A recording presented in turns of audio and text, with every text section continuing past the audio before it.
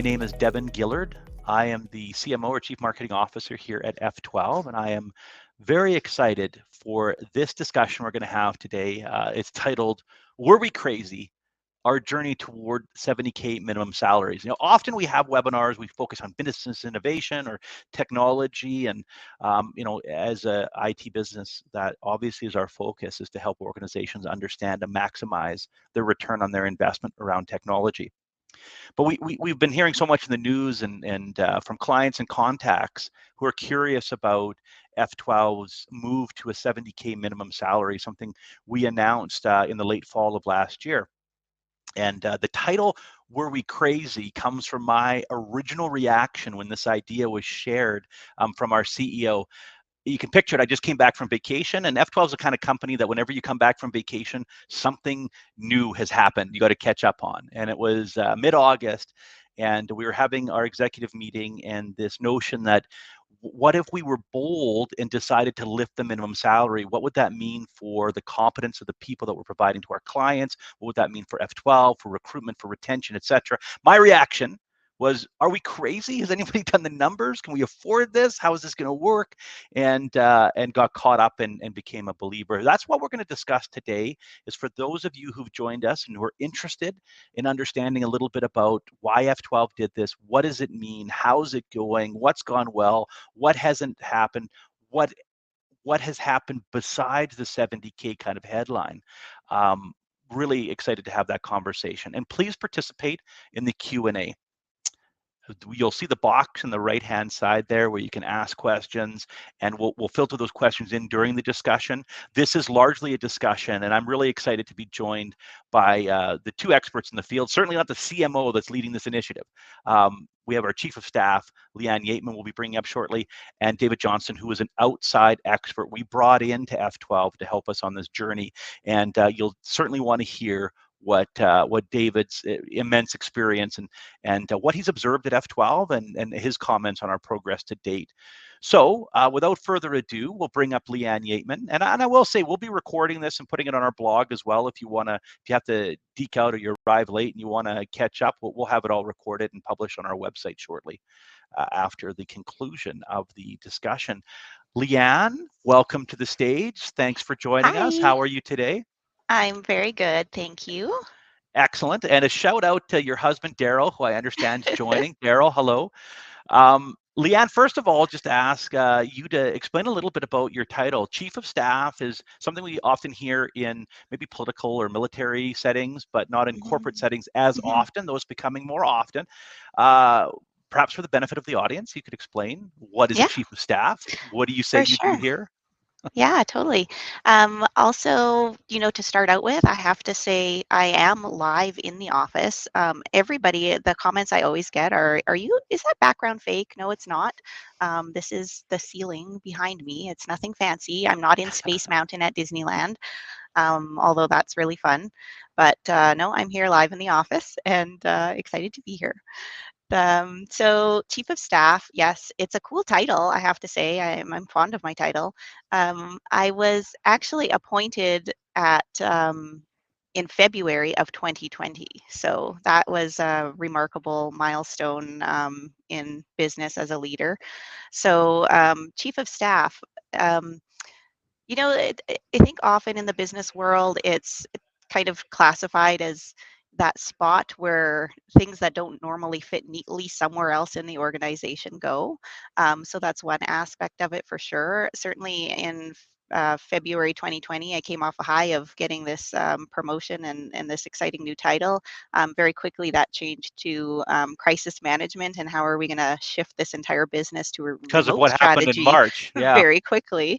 So I feel like a lot of what I did in the last while was centered around that. But most probably at the core, what I'm focused on is the development and the success of our people and how that translates to where we're going as an organization and how that translates to the success that our customers feel when they're partnered with us. So Hopefully in your helps. role, you have the broad responsibility for the health and success and fitness of the staff, right? So it's HR plus plus plus, I might say. That's HR is a component of it, but and I think for I think almost any business would say how vital their people are, but that's never so true in a service business. When the product you're Mhm. offering, as in F12, so much is the people. So maybe you could lay up a little bit of where did this idea come from at F12 to say, hey, we're going to draw a line in the sand and we're going to lift the salaries and create a minimum salary. What was happening behind the scenes over the last couple of years that Mhm. made this a good idea? It's a good question. I think it's probably important to recognize that F12 has always been very growth minded, growth focused. We have ambitious targets that we set for ourselves, and we never stop pushing for that. I think the organization was built on this philosophy of true care and empowerment for people, and it's why I'm still here today, 21 years later. Um, I had the opportunity to become an investor and a managing partner within the organization as part of my journey. So those are some of that's an example of truly the foundation of how important people are to the success of the future organization. Um, but I know it's during COVID, during managing this business through a pandemic, I think really reminded us of how important the development of people are. And when we have targets and aspirations to take this organization to a very impactful national state where we can serve businesses coast to coast, and that customers can call and partner with us and feel supported at a level that they feel comfortable is going to add value to their business on a daily basis and on a future basis. I think those were some of the things that were going on behind the scenes, and then there were the realities of being outside of the office and outside of that face-to-face interaction during the pandemic that Mm. threw a wrench in there and caused us to say, hey, are we getting off track with some of those core philosophies that we had as an organization? And was hard to onboard people in that environment. It was hard for them to connect to something.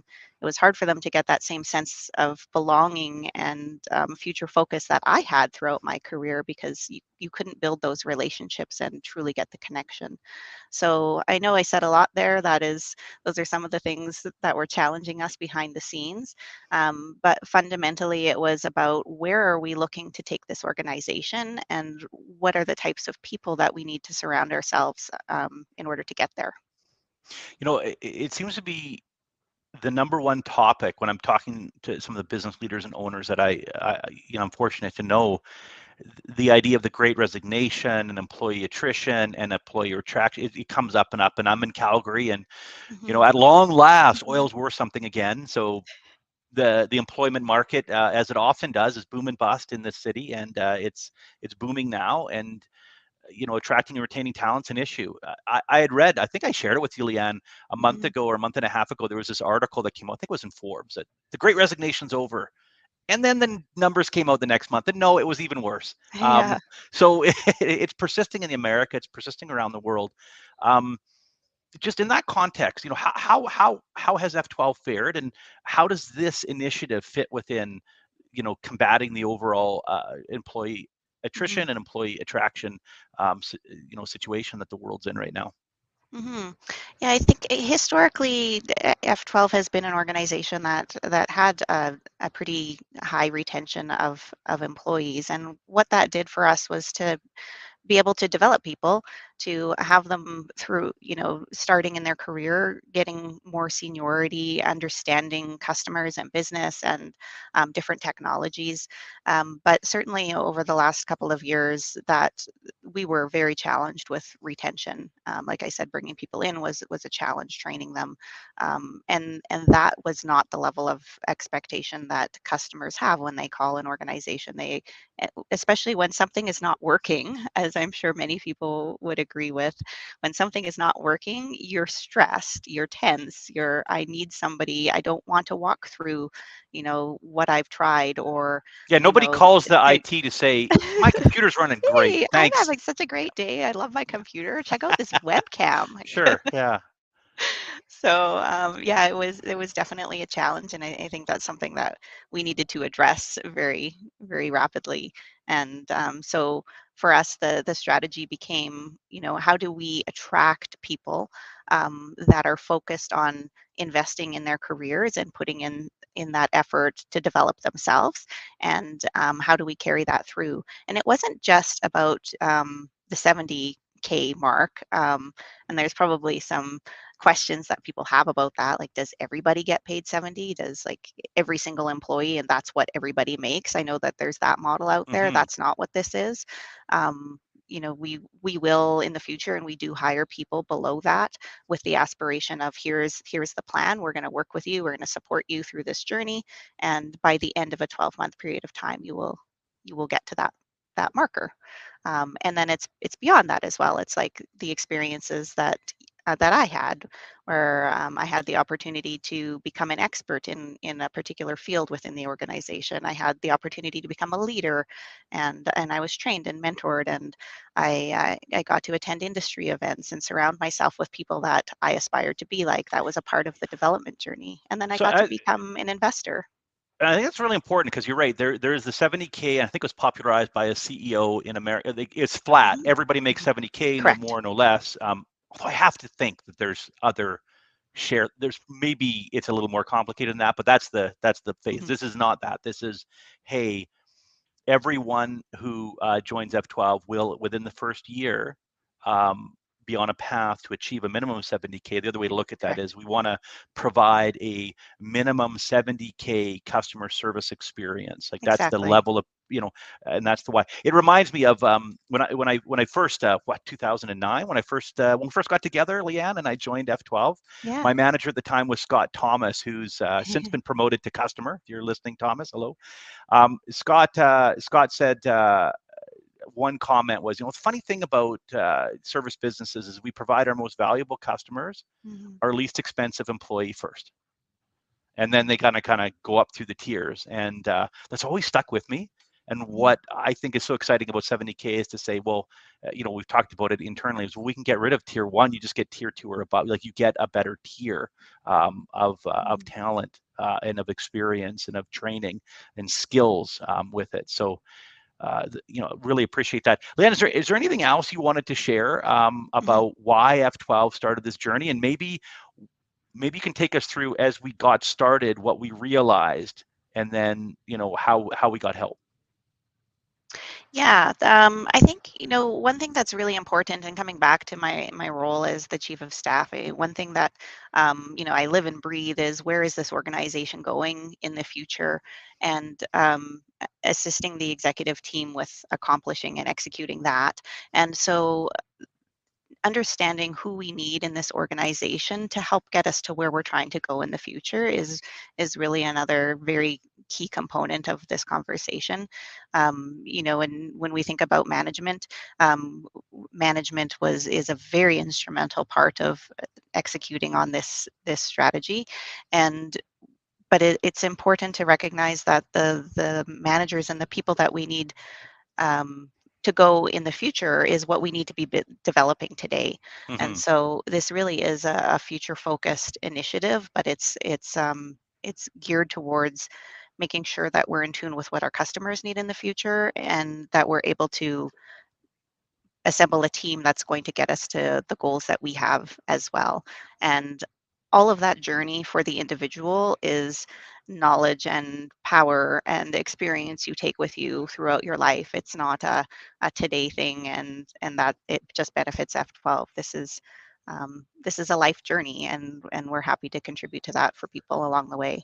So, as a starting point, when this first was, positioned, and we started to talk about, like, how would we execute on this, um, um, there is a lot involved in rolling out this sort of initiative. And I know we've got some slides coming up that really show all of the components of the strategy, which will be great for people to take a look at. But um, that would be a lot for me to take on, or even our executive team to take on in itself. And especially considering none of us have executed a plan like that specifically.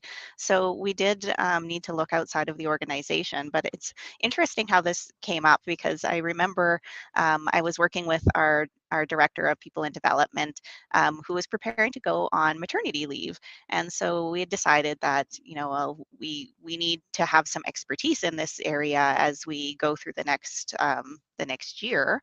And so we started to meet some different contacts that have had some HR experience, to see if we could fill that gap.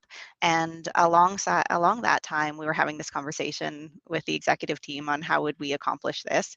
And then we ended up meeting a tremendous fellow by the name of David, and he came with many of these experiences and has been involved in working with very large organizations on compensation plans and HR strategies and developing people. And so, I switched kind of the conversation up and said, "Hey, what do you think about this?"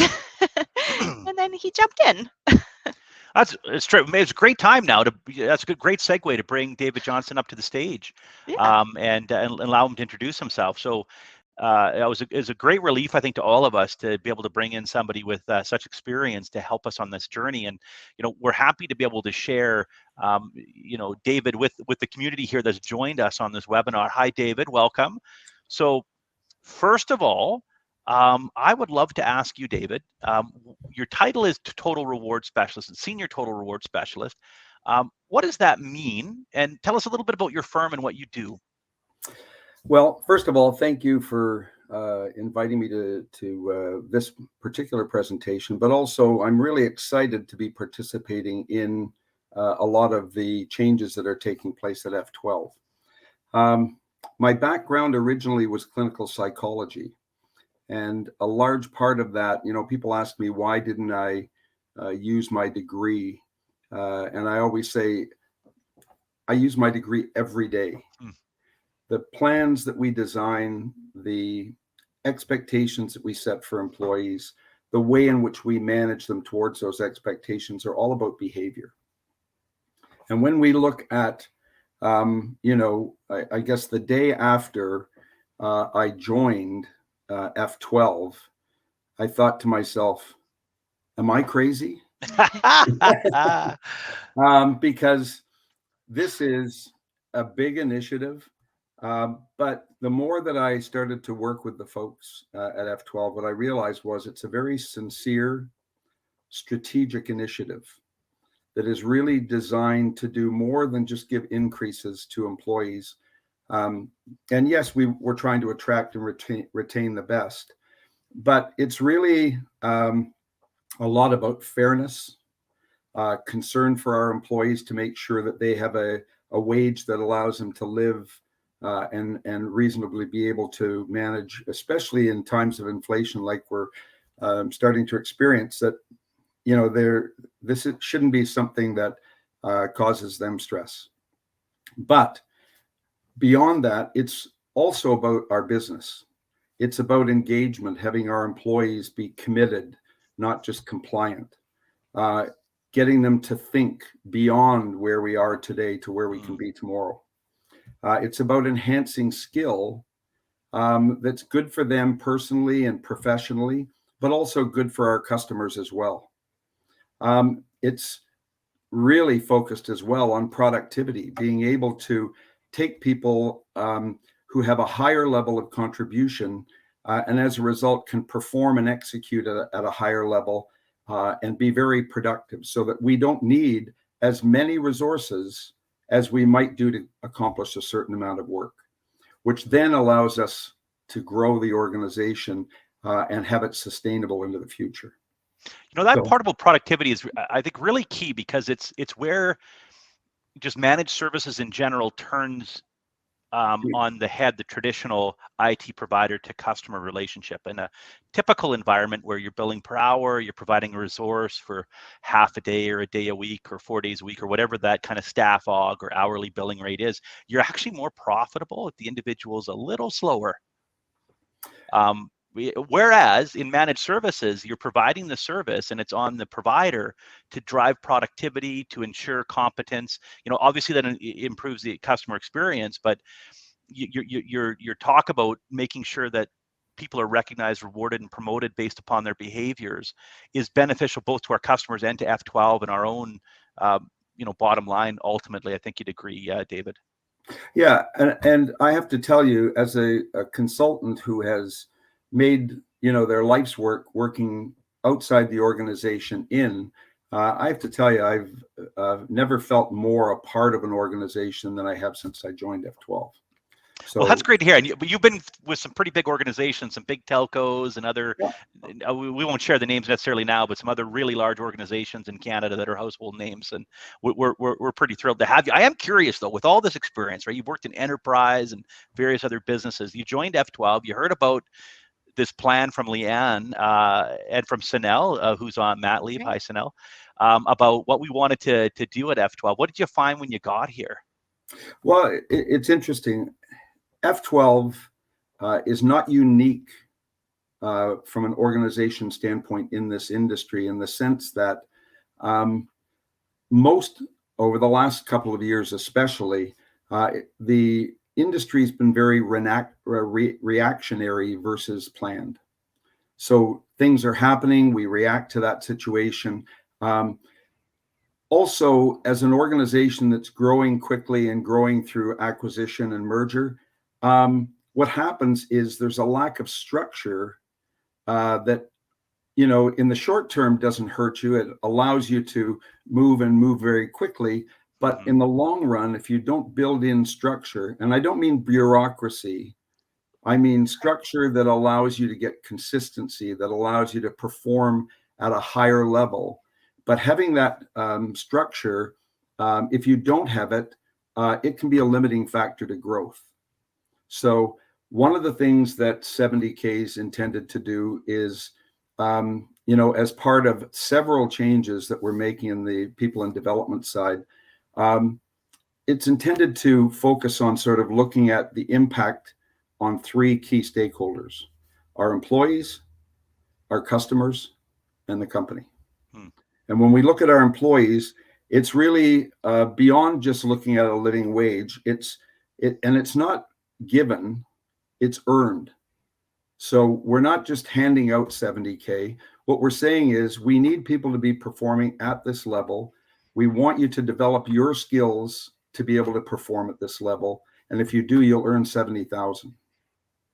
But there's a joint responsibility, and we want employees to participate in that, because it does two things. One, it career proofs them. It gives them the skills and the competencies that they need to perform at a very high level.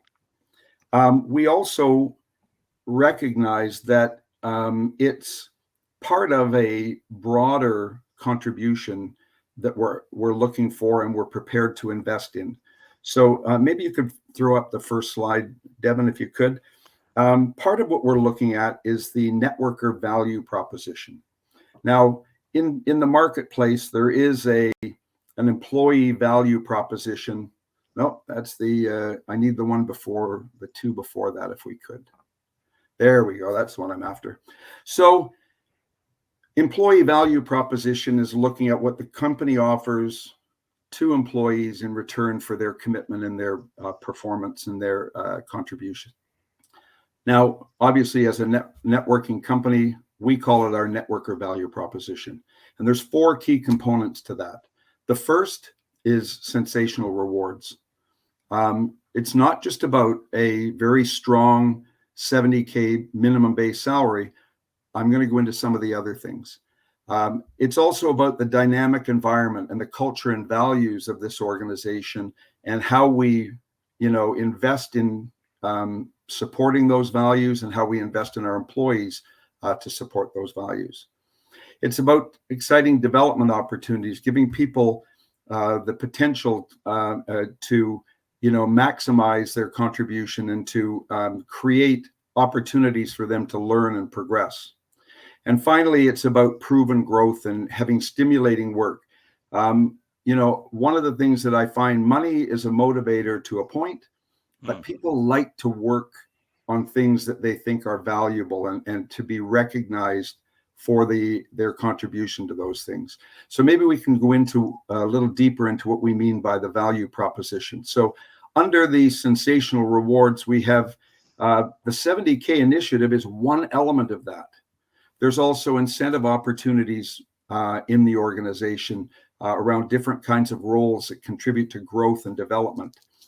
There's flexible work arrangements. So, we have people have the opportunity to spend time in the office as well as working from home in our hybrid model.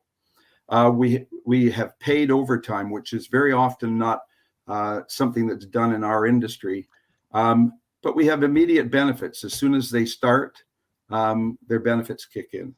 Referral bonuses, as well as a healthcare spending account, which allows people to optimize the benefits that they have to their particular life situation. From our environment, it's a fun environment. This past Friday, we had a huge trivia night in all of the offices to celebrate the fact that everybody was getting back together face to face. And that was, not only. Do you know which office won, David? No, we don't.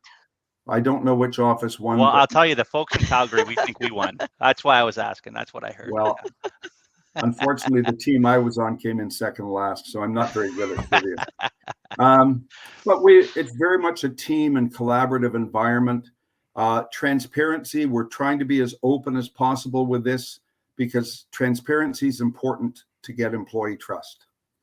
The flexibility as well as the professionalism, as we start to provide the development opportunities more and more, our expectations also grow, and the ability of our people to deliver on customer expectations will grow as well. I won't cover every one of these, but we have development opportunities I'm going to go through in a couple of minutes. But proven growth and stimulating work, we work with leading edge technology as well as companies that have very interesting and creative projects. And we have a lot of client interaction with our clients. And with the mergers and acquisitions, we're an organization that is in a good space for growth and for employee development.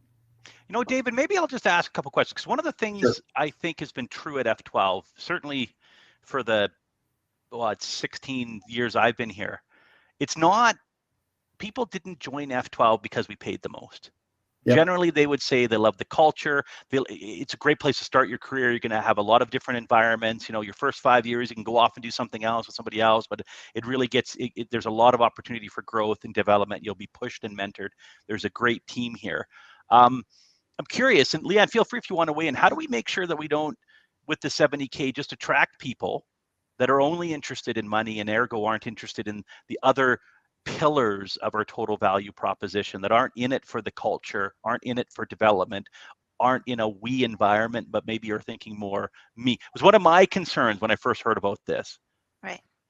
Well, I think from my standpoint, what David described as the earned phase of that is a key part of that, because and we do have a pretty structured talk track that we go through during the interviewing process to make sure that we make it clear to the people that we're interviewing that this is the path that we establish when you come in, and these are the expectations, because you have to have somebody who doesn't shy away from those challenges, but really steps into them and says and feels excited by those opportunities. Somebody who likes to be in front of customers or leading people, or is well experienced or enjoys the constant change, because that's inevitable in this industry and this organization with growth.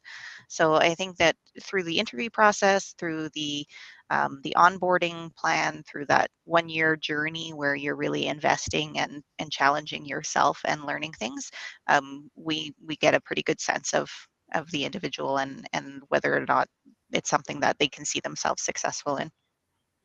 Yeah, and to support what Leanne was saying, when I first joined last year, we were looking at approximately 2/3 of the people that we were recruiting didn't last the first year. So there was that part of the decision making was, how do we ensure that we keep our folks, that we get the right people who are going to join F12 and want to stay here. If you can move to the next slide for me, Devon, I'll walk people through that.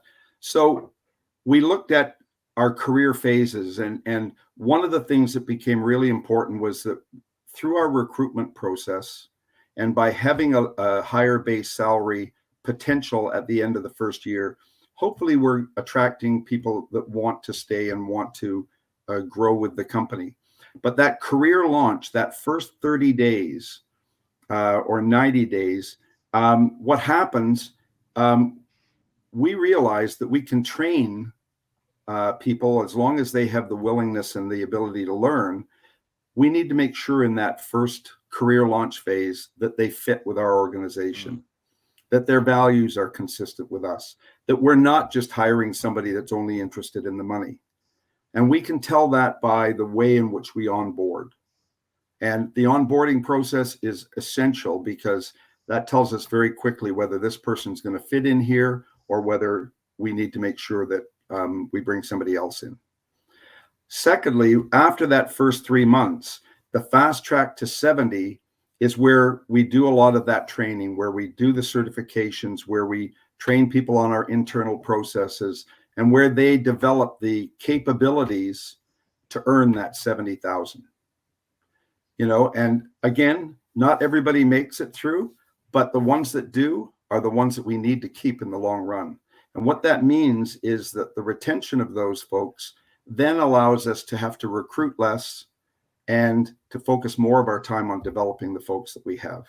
Can I just ask you that? Because I think that might be a point of some confusion. When you say not everybody makes it, does that mean that they get to stay at F12, continue to work? Maybe they're making 55,000 because they didn't complete their progression towards 70K, their development plan?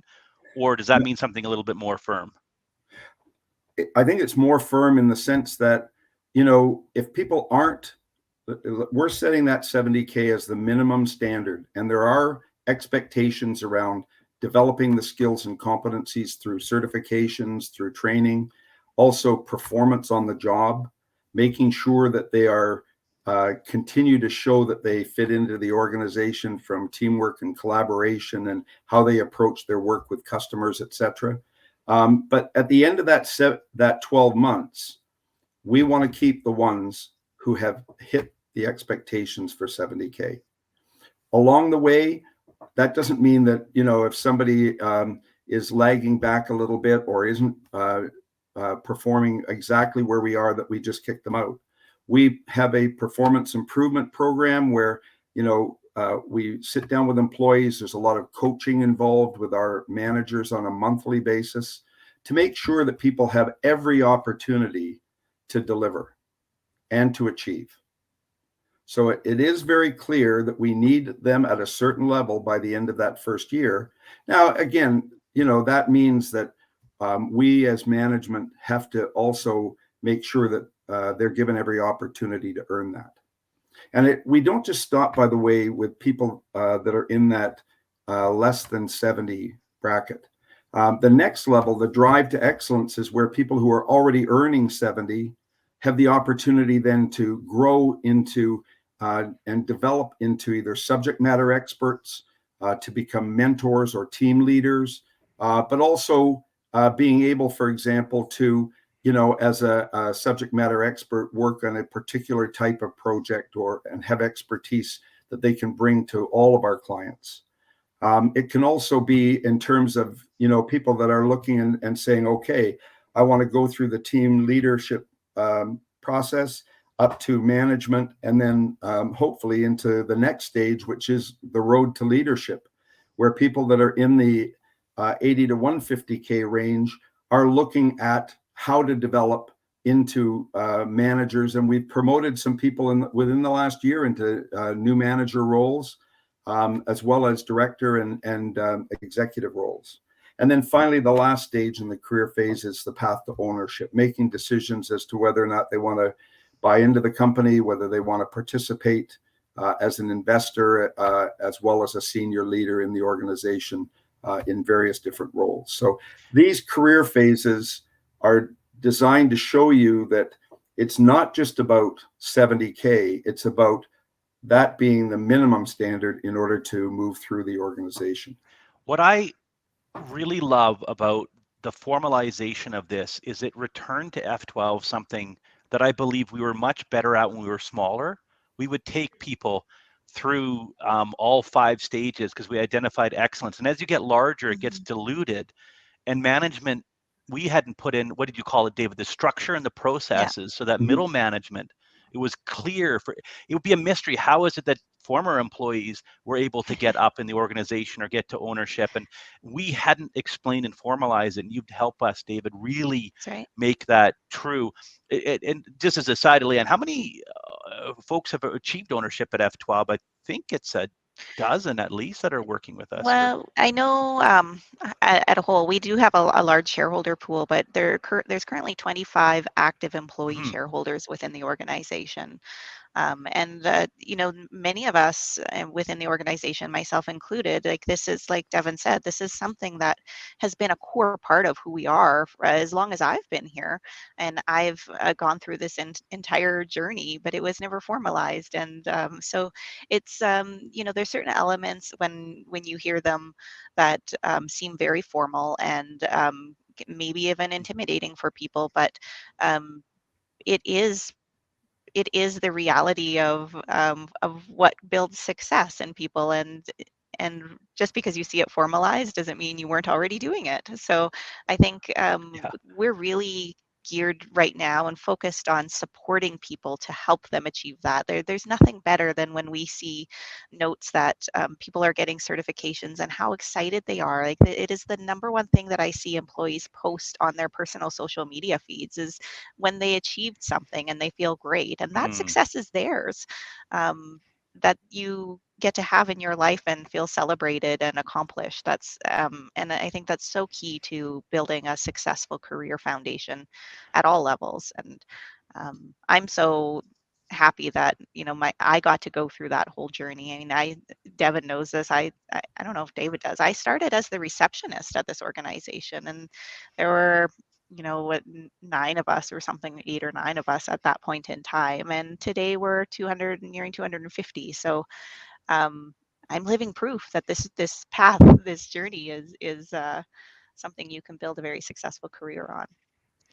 So you both have done a terrific job in laying the foundations, but now I want to move to the no holds barred question section of it, getting into the nitty gritty, getting into the lessons learned. And I've got a few questions as well. I see there's some starting to come in on the chat. Reminder to everybody, ask questions. We're here to answer them, and we won't pretend everything's perfect. So let me start with a question for David and Leanne. We talked about expectations. And so, well, actually, first of all, I'll ask this another one. It might occur to people that, IT people make a lot of money. So most of the organization was probably making more than 70, and there was just a couple of people making less than 70. If we go back a year ago, our average salary across the company was below 70. If we, averaged it out, is that correct, Leanne? That's correct, yeah. I think David actually has that number in front of him. I think it was 66 or something in that neighborhood, 66K. So we had to lift up more than half of the people beyond a minimum. And I know I got the numbers, David, so I believe we're above 70 now across the company, our average. So already halfway through, we're a couple thousand above 70. So that's been great. Yeah, that's something to celebrate. For the people trying to do the math here, we didn't just hire a couple people at like really high salaries to make that happen. Game the system, yeah.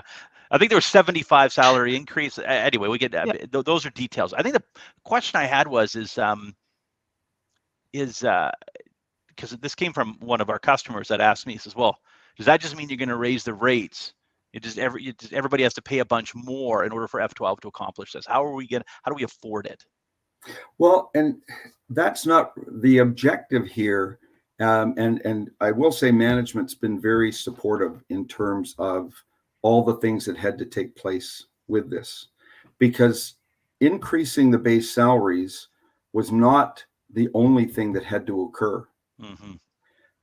We have one of the things we recognized were that our managers, including our new managers, were the linchpins in this, because they're the direct face-to-face to employees, and they're the ones that are with them every day. They understand the struggles they go through. And we needed managers to have better skills. Not that they don't have great skills, because some of them are outstanding already, but we wanted consistency. So we have put all of our managers every other week. They attend 2 hours of training every other week on various aspects of management, looking at coaching, looking at performance management, identifying how to support employees when they're struggling. We've also, in addition to the networker value proposition, every employee by the end of January of this year had an individual development plan in place. And we now have people that are, if they are struggling, there's a performance improvement process that they will go through to give them every opportunity to hit the expectations that we and our customers have. We've done a lot of communication internally. We're putting into place a compensation structure to ensure that what we are developing now is sustainable into the future. But the real key to this is it's changing the way in which we deliver to customers. We're giving customers a better customer experience because the person that's on the other line has more capability. They have more experience. They're certified in the areas where the products and services that we support. They know what they're going to get. They're getting consistency in terms of the performance of the person that's on the other end, who's responsive, who doesn't have to go through 5 other people to find an answer. That can't help them in order to get to the person that they, yeah.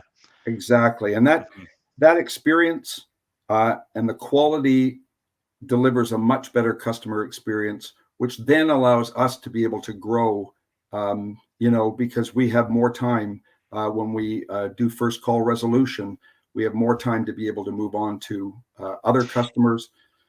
It's almost a gift in a weird way that COVID gave us, which I think gave a lot of organizations lessons, because we had scaled up, and maybe in some ways, would you say we'd scaled up the wrong way with the wrong mix of talent and the first year of the pandemic, especially the first 9 months, nobody left. Everything was great. Maybe this is experience for other organizations. The second year, was so tough. And people would join the organization working in their basement, often new in their career, nobody beside them to mentor them, to work from home. It was challenging, and it made us rethink it entirely, which bred this initiative to provide different, more experienced talent that can do things more effectively. Question I have, though, when this came up too, well, this surely just is the technicians. It can't apply to administrators and warehouse people, and everybody in the organization can't have this minimum salary, right? Everybody in the organization has that minimum salary. So we're not just training technical people. We're not just developing people that have technical skills. We're developing employees, or networkers in our case, to be able to deliver at a high level. One of the key things in this is we're talking about high performance teams and being able to do things at a higher level than we were able to before. And it doesn't matter what area of the organization.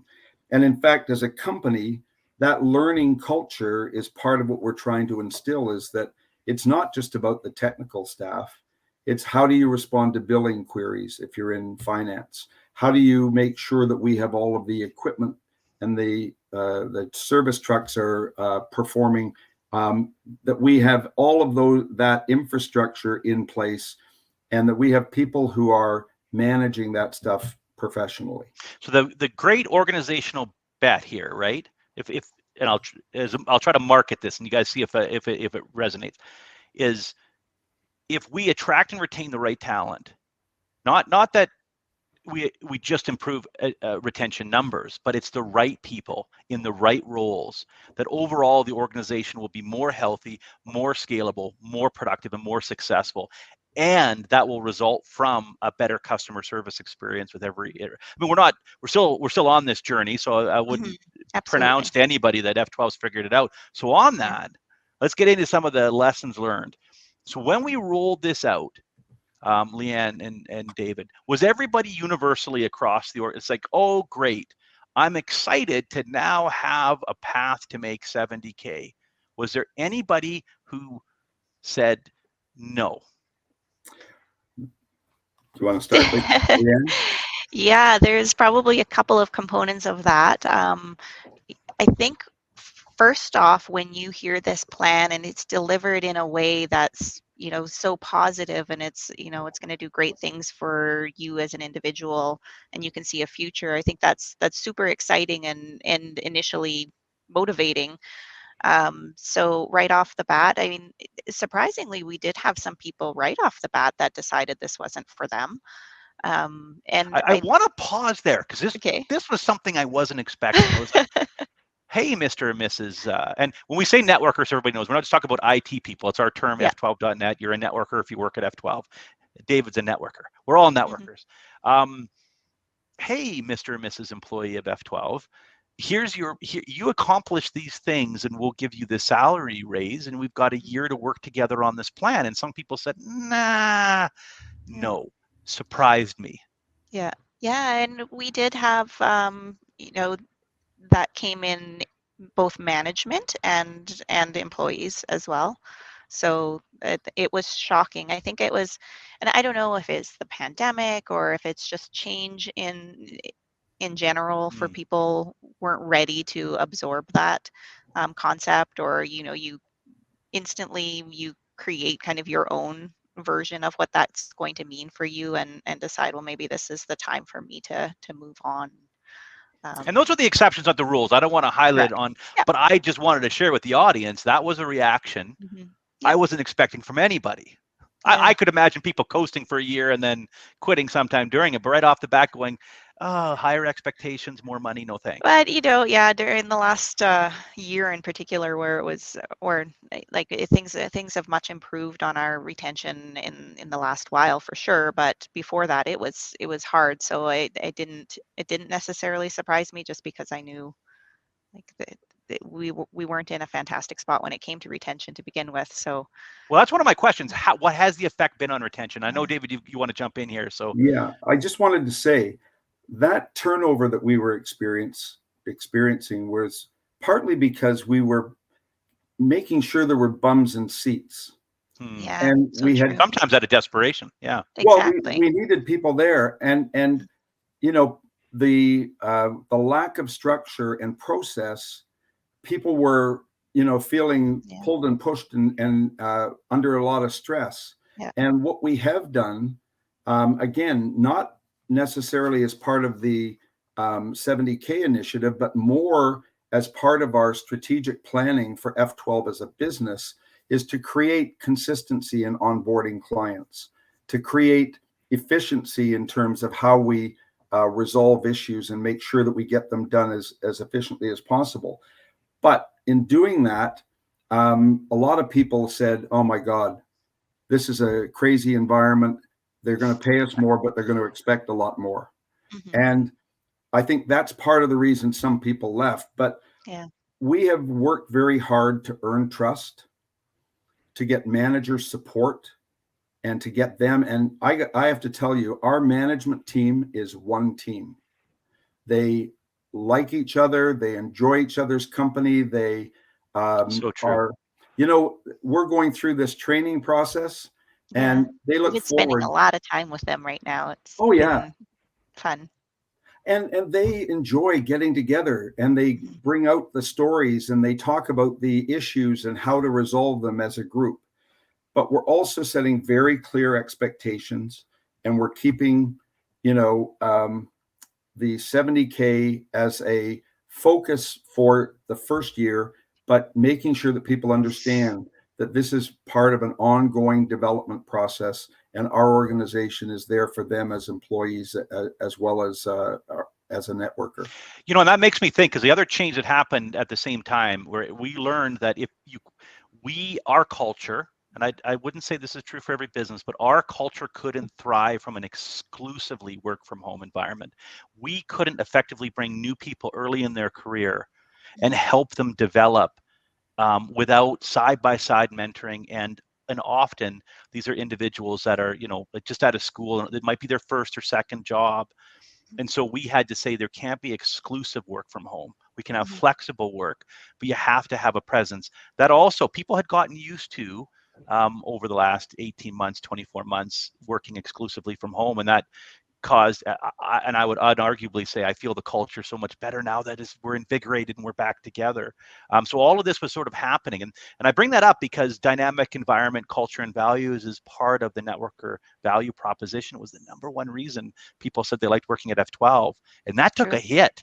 That took Yeah, a it did. hit over, despite all of our efforts and the online activities. And Again, we did so well at the early on, beginning, right? Because yeah, there was this, like, sense of unity and common you're in a, enemy, and yeah. yeah, exactly. And then it became normal, and then that was not a good state to be in. Interesting. Hey, Yeah.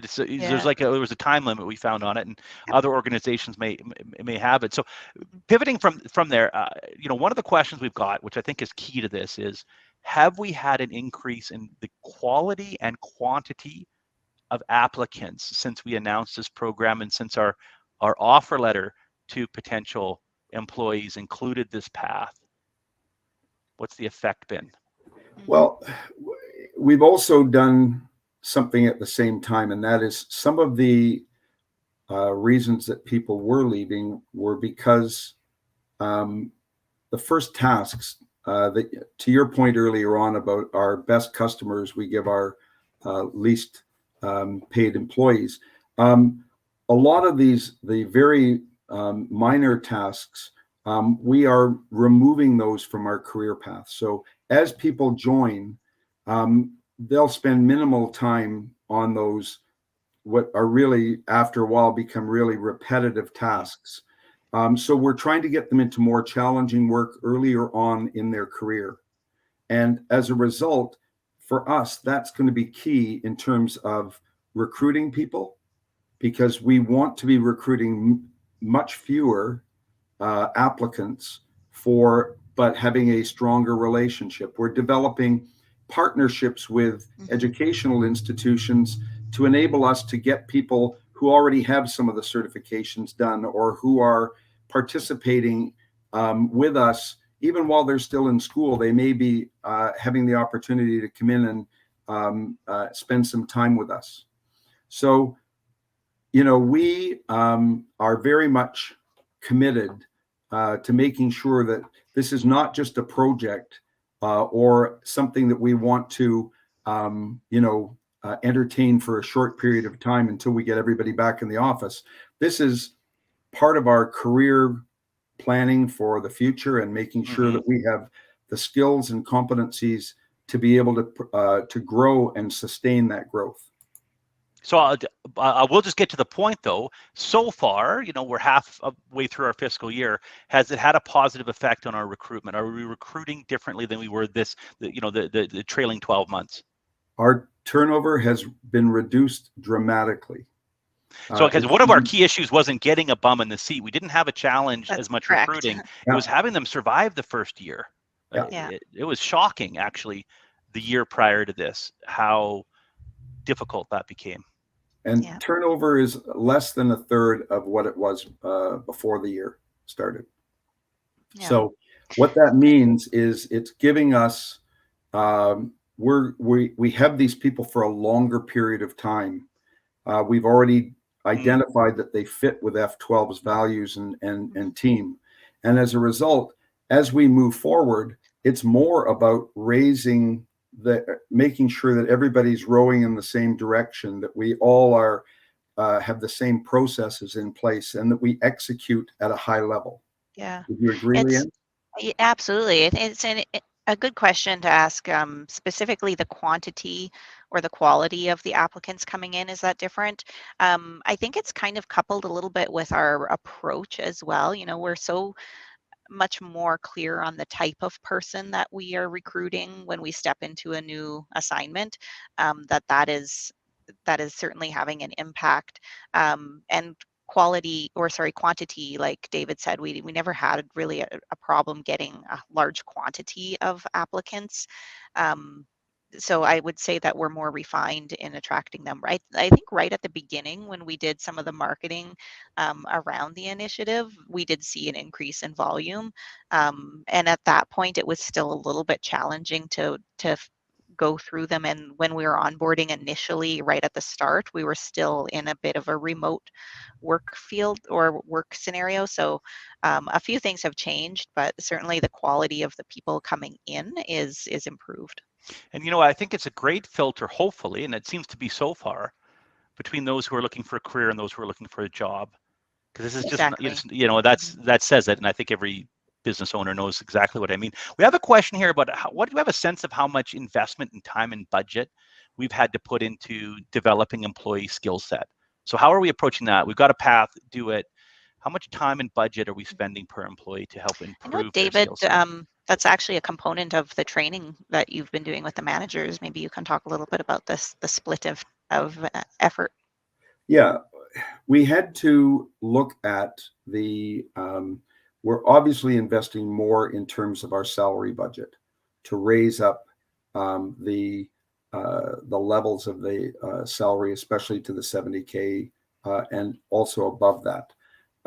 But we wanted to make sure that, from an education standpoint, while we didn't have a ton of extra money, we wanted to make sure that we had people going through the program, in particular at the manager level right now, but also at the certification level. So we every group within the organization budgeted to get their employees to 70,000. So we're on that path now, and we are, from the standpoint of where we're at relative to 70K. There are still some that we need to go through over the next 5 to 6 months. And again, that's going to be based on performance. We've been trying to reduce the amount of headcount that we're expanding until we get to this level, because we don't want to overspend. But and some of the training we've had to do internally, or we brought people in from the outside where we didn't necessarily have to pay for training. We brought in sort of industry people that have experience in what we do and how we do it and how we want to do it. And then we also have a lot of people internally that we want to teach our managers sort of where we see them being able to impact employee performance and profitability for the company. And I might segue into just to use that as a reason to bring up this nice shout out to Herb. Herb's we've worked with Herb in a few capacities for 15 years. He said, great session. We've been a strategic security partner of F12 for over 15 years. He's with WatchGuard. And all of the networks I've worked with have been top notch. The reason I wanted to highlight WatchGuard and Herb now is leveraging the relationship with our vendor partners for their training and ability. And the WatchGuard certification track, their training track is top notch, and all of our technical employees go through it. So that becomes part of their development plan in terms of achieving the competencies in the products that we ultimately service and install in our company. Just one component, but a pretty significant part of it. So thank WatchGuard and our other partners for helping us with that journey. It's been fun growing in our careers alongside Herb as well. He's pretty great too. He's nearly a networker. We've known him for so long. It's true. You're an honorary networker, Herb. It's past time, quite frankly. And Herb will get you to 70K by the end of the year. I'm sure he'll be happy to know that. Very excellent. We're at the last minute here, so I think it's time to wrap up. You may have other questions and comments. Don't hesitate to fire them to us at F12. We'll do our best to respond one-to-one. We are just sharing our experience on this journey and what we've learned along the way. And we're about halfway through this first year of giving everybody to 70K. So thank you, Leanne. Thank you, David. Thank you, everybody who participated and asked questions. No doubt we'll do an update. We are going to have another webinar in a few weeks with our CEO, Alex Webb, about recruitment and strategy and what F12 has been doing around our response to what's been happening in the market and technology, and where he came up with this idea of 70K. Will be one of the questions we want to ask, because he sort of was, our CEO is a champion of this idea within F12. So stay tuned for that. And he's always a great guy to answer any questions. He's an open book that you may have about F12, our strategy, what's worked and what's not. Thank you all very much. Have a terrific day. Thank Thanks you. very much, everyone. Bye-bye.